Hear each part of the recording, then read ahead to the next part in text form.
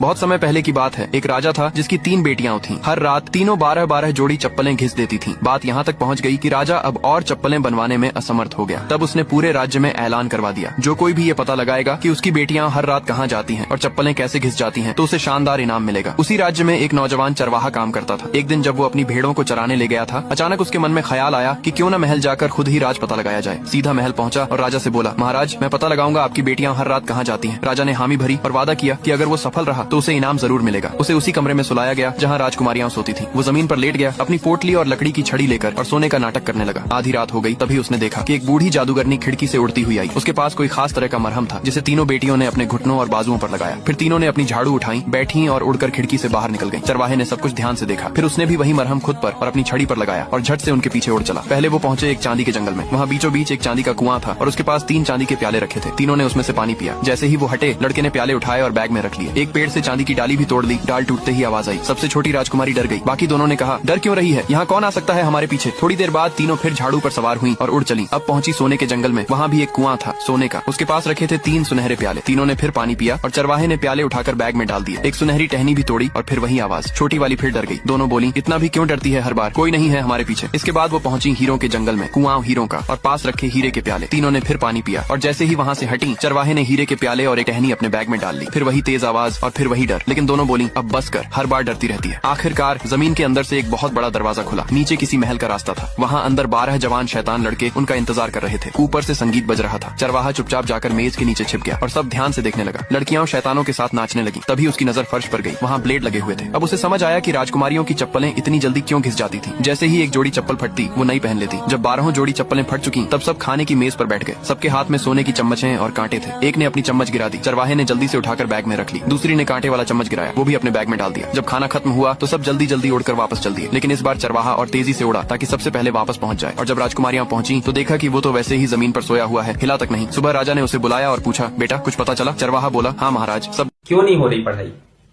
Exam बगल में आ गया, लाइफ में कुछ करना है। अगर ऐसा है तो क्यों नहीं हो रही पढ़ाई?